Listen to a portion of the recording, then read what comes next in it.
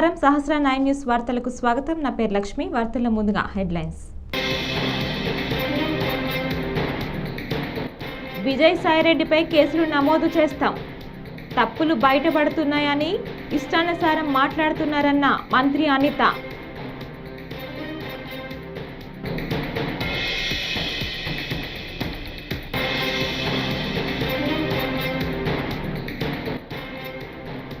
నాదెండ్ల మనోహర్ పరుచూరి బ్రదర్స్లా మాట్లాడటం సరికాదు. ఎమ్మెల్సీ బొత్స సత్యనారాయణ.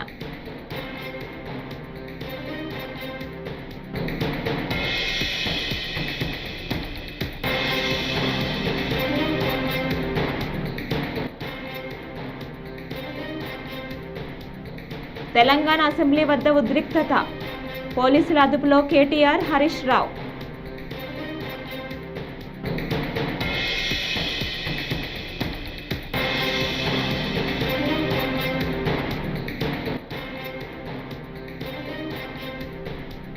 ఆగ్నేయ బంగాళాఖాతంలో కొనసాగుతున్న అల్పపీడనం.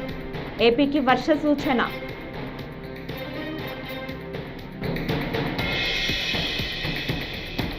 ఇక డీటెయిల్స్ చూస్తే, కాకినాడ సెజ్ పోర్ట్ యాజమాన్యాన్ని బెదిరించి వాటాలు లాక్కున్న విజయసాయిరెడ్డిని వదిలే ప్రసక్తే లేదని హోంమంత్రి అనిత తేల్చి చెప్పారు.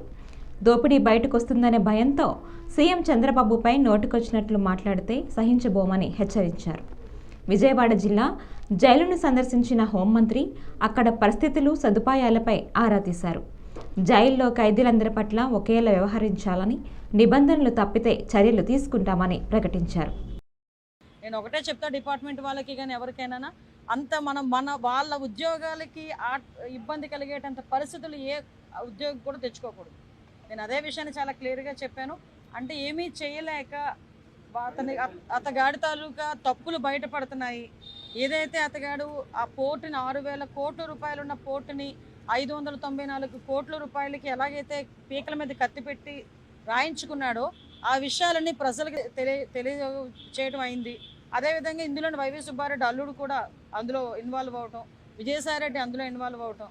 అంటే వీళ్ళ పరిస్థితులు ఎలా ఉన్నాయంటే 5 సంవత్సరాలు రాష్ట్రాన్ని మొత్తం భ్రష్టు పట్టించేసి, రాష్ట్రాన్ని సర్వనాశనం చేసేసి, రాష్ట్రంలో ఉన్న సంపదనంతటినీ దోపిడీ చేసి, ఆఖరికి రాష్ట్ర ప్రజల తాలూకా ఆస్తులు కానీ, ప్రభుత్వ సంస్థల తాలూకా ఆస్తులు కానీ, ప్రైవేటు సంస్థల తాలూకా ఆస్తులు కానీ అన్నీ కొల్లగొట్టి పీకల మీద కత్తిలు పెట్టి వాళ్ళ పేర్ల మీద రాయించుకొని ఈరోజు అవన్నీ కూడా బయటకు వస్తున్నాయన్న భయంతో చంద్రబాబు నాయుడు గారి మీద మాట్లాడితేనో, లోకేష్ గారి మీద మాట్లాడితేనో టాపిక్ డైవర్ట్ అవుతుంది అనే ఉద్దేశంతో నోటికి వచ్చినట్టు మాట్లాడే పరిస్థితి.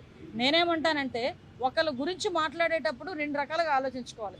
అవతల వ్యక్తి స్థాయి, అవతల వ్యక్తి వయసు, అట్ ద సేమ్ టైం మన స్థాయి, మన వయసు, 2 కూడా ఆలోచన చేసుకోవాలి ఒక రాజకీయ నాయకుడు మాట్లాడేటప్పుడు. అటువంటిది అతని స్థాయి, అతని వయసుని మర్చిపోయి ఏదో నోటికి వచ్చినట్టు చిల్లరగా తిరిగే వాళ్ళు మాట్లాడినట్టు కూడా సొసైటీలోకి ఒక రెప్యుటేషన్ పోస్ట్లో ఉండి మీడియా ముందు మాట్లాడేటప్పుడు కూడా నోటికి వచ్చినట్టు మాట్లాడటం అనేది అతని తాలూకా దాన్ని ఏమంటారంటే నైతికతకి మనం ఒక వదిలేయాలి. అదొక నిదర్శనంగా మనం భావించుకోవాలి. అట్ ద సేమ్ టైం నేనేమంటానంటే, ఈరోజు నువ్వు ఎన్ని రకాలుగా చంద్రబాబు నాయుడు గారిని తిట్టు, చంద్రబాబు నాయుడు గారి మీద బురద జల్లు, పవన్ కళ్యాణ్ గారికి మాకు ఏదో మధ్యలోని చిచ్చు పెట్టాలని ప్రయత్నం ఎన్ని చేయి, కానీ ఇన్ని మాత్రం వదిలిపెట్టేది లేదు. ఆ విషయం మాత్రం మర్చిపోమాక. ఎంతమంది మీదకి నువ్వు వెళ్ళి ఎన్ని బురద జల్లాలని ప్రయత్నం చేసినా, రేపొద్దు నా గురించి నువ్వు ఎన్ని మాట్లాడినా కూడా నేను కూడా భయపడేది ఏం లేదు. ఎందుకంటే ఈరోజు ప్రజల సొమ్ము తిన్నావు, ప్రజల సొమ్ము తిన్నారు మీరందరూ కలిపి. ఈరోజు చాలా ఆస్తులు కొల్లగొట్టారు. ఈ విషయం తెలంగాణ అసెంబ్లీ వద్ద ఉద్రిక్తత నెలకొంది. సీఎం రేవంత్ అదానీ ఫోటో ముద్రించిన టీషర్ట్లతో అసెంబ్లీలోకి అనుమతించకపోవడంపై బీఆర్ఎస్ నేతలు ఆగ్రహం వ్యక్తం చేశారు. అసెంబ్లీ గేటు వద్ద నిరసనకు దిగారు. దీంతో బీఆర్ఎస్ ఎమ్మెల్యేలు, ఎమ్మెల్సీలను పోలీసుల అదుపులోకి తీసుకున్నారు. రాష్ట్ర సర్కారు తీరుపై బీఆర్ఎస్ వర్కింగ్ ప్రెసిడెంట్, మాజీ మంత్రి కేటీఆర్, మరో మాజీ మంత్రి ఎమ్మెల్యే హరీష్ రావు ఫైర్ అయ్యారు. రేవంత్ అదానీ బొమ్మ ఉన్న టీషర్ట్లతోనే అసెంబ్లీలోకి వెళ్తామని తేల్చి చెప్పారు. దాంతో కేటీఆర్, హరీష్ రావు ఇతర బీఆర్ఎస్ నేతలను పోలీసుల అదుపులోకి తీసుకుని అక్కడి నుంచి తరలించారు.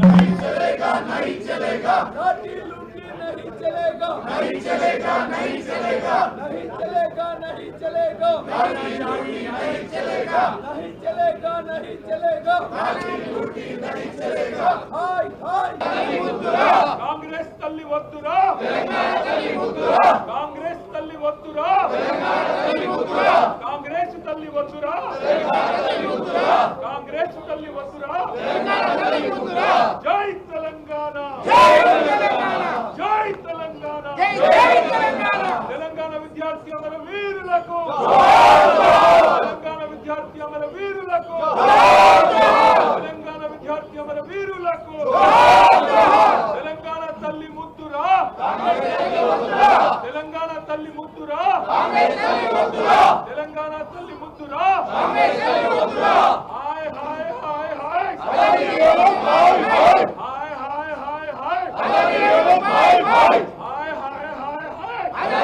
हाय हाय जय तेलंगाना जय केसीआर जय केसीआर जय केसीआर जय केसीआर जय केसीआर जय केसीआर उधर भी देखो रेवंत अदानी इधर भी देखो रेवंत अदानी किधर भी देखो रेवंत अदानी उधर भी देखो रेवंत अदानी इधर भी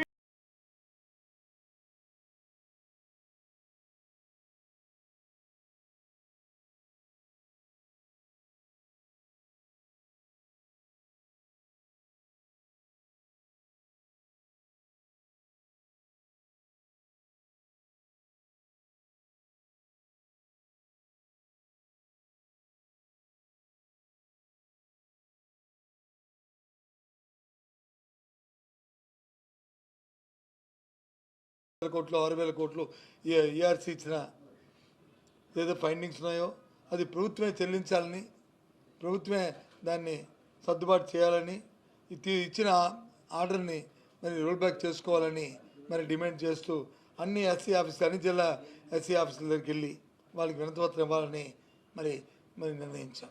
దాంతోపాటు ఎక్కడైతే డిస్కామ్స్ ఉంటాయో డిస్కామ్ల దగ్గర మాత్రం డిస్కామ్లో ఉన్న సిఎండి దగ్గరికి ఇచ్చి వాటికి వచ్చి ఎస్సీలకు ఇవ్వాలనేది ఇచ్చాము ఈ కార్యక్రమాన్ని. అలాగే జనవరి 3వ తేదీ నాడు ఇప్పుడు వచ్చి ఫీజు రింబర్స్మెంట్ని మరి ప్రభుత్వం వచ్చి 7 నెలలైంది.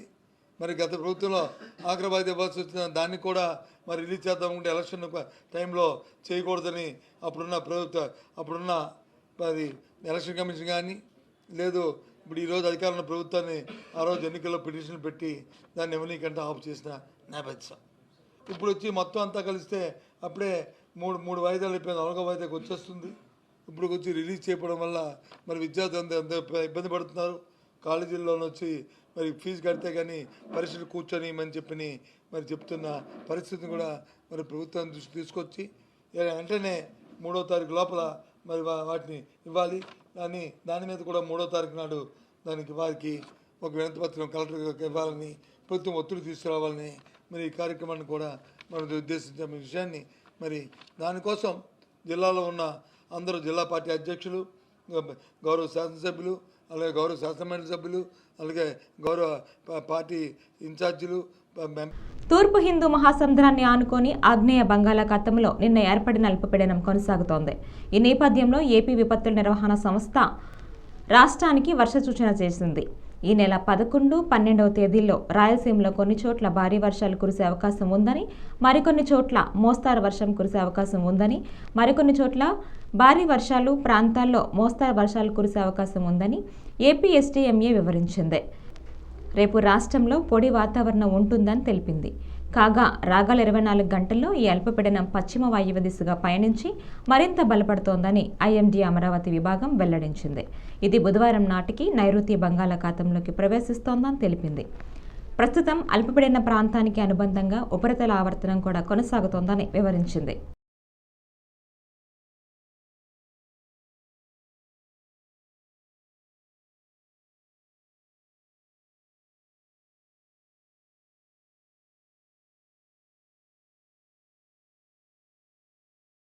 ఎలాంటి కాలయాపన చేయకుండా వెంటనే డిఎస్సి నోటిఫికేషన్ విడుదల చేయాలని, డిఎస్సి పరీక్షను ఒకే క్వశ్చన్ పేపర్గా ఉండేలాగా చర్యలు తీసుకోవాలని డివైఎఫ్ జిల్లా కార్యదర్శి రాఘవేంద్ర డిమాండ్ చేశారు. సోమవారం జిల్లా కలెక్టర్ కార్యాలయం ముందు ధర్నా చేసి మాట్లాడారు.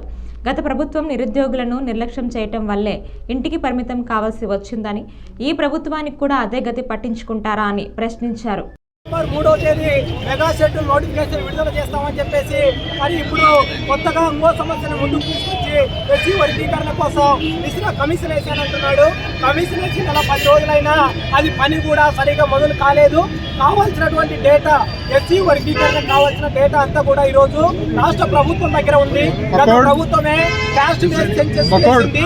ఎవరు ఏం ఉద్యోగం చేస్తున్నారు, ఏ కులం వారు ఏం తింటున్నారు అనేది కూడా ఆ రోజు డేటా కలెక్ట్ చేశారు. మరి అవన్నీ ఉన్నప్పుడు వాళ్ళు కమిషన్ పేరుతోని కాలయాపన ఎందుకు చేస్తున్నారని చెప్పేసి ఈరోజు మేము నిరుద్యోగులు అడుగుతా ఉన్నాం. 2018 నుంచి డిఎస్సీ లేక చాలా ఇబ్బందుల్లో ఈరోజు డిఎస్సీ అభ్యర్థులు ఉంటే మరొక 6 నెలలు అని చెప్పేసి ఇప్పుడు సావుకారు సమ్మగా చెప్పినట్టు ఈరోజు చంద్రబాబు నాయుడు గారు, లోకేష్ గారు చెప్తా ఉన్నారు. 6 నెలలకు కూడా మీరు పూర్తి చేసే పరిస్థితి లేదు. కాబట్టి మేము అడిగేది ఏమంటే ఇచ్చిన మాట ప్రకారం ఈ డిసెంబర్ లోపు మొత్తం ప్రాసెస్ పూర్తి చేస్తా ఉన్నారు కదా, కనీసం డిసెంబర్ లోపు షెడ్యూల్ ఇవ్వండి స్వామి అని చెప్పేసి ఈరోజు డిఎస్సీ అభ్యర్థులుగా మేము అడుగుతా ఉన్నాం. అలాగే 2018లోన బాగా చదివిన వాళ్ళకి ఉద్యోగాలు రాలేదు. కారణం ఏంటి అంటే మొత్తం కూడా నార్మలైజేషన్. ఈ నార్మలైజేషన్ వల్ల 10-15 పేపర్లు రాస్తున్నారు. ఎవరికి ఎక్కువ వచ్చినా ఎవరికి తక్కువ వచ్చినా అర్థం కావట్లేదు. కాబట్టి వెంటనే మొత్తం కూడా ఒకే పేపర్ పెట్టాలని చెప్పేసి మేము డిమాండ్ చేస్తున్నాం. షెడ్యూల్ ఇవ్వాలి, ఒకే పేపర్ పెట్టాలి. ఈ 2 డిమాండ్ల కోసమే ఈరోజు ధర్నా జరుగుతుంది. ప్రభుత్వం సంధించకపోతే రేపటి నుంచి రాష్ట్ర వ్యాప్తంగా అన్ని జిల్లాల్లోన ఆందోళన చేస్తామని చెప్పేసి చంద్రబాబు నాయుడు ప్రభుత్వాన్ని హెచ్చరిస్తున్నాం. నగేసి డివైఎఫ్ఐ జిల్లా కమిషనర్. కాలికి గాయం కావటంతో సినీ నటుడు మంచు మనోజ్ బంజారాహిల్స్లోని టీఎక్స్ ఆసుపత్రికి వచ్చారు. అక్కడ ఆయన వైద్య పరీక్షలు చేయించుకున్నారు. ఆయనతో భార్య మౌనిక కూడా ఉన్నారు.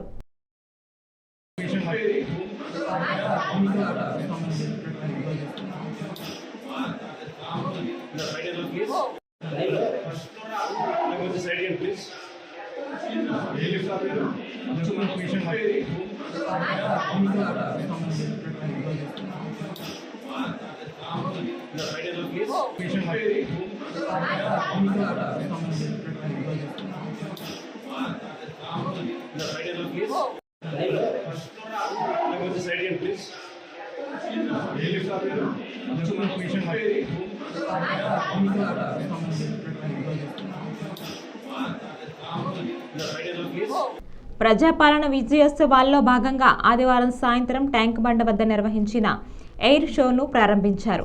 15 సూర్యకిరణ విమానాలతో చేసిన విన్యాసాలు సందర్శకులను ఆకట్టుకున్నాయి. ఎయిర్ షోను తిలకించేందుకు నగరవాసులు పెద్ద ఎత్తున తరలివచ్చారు.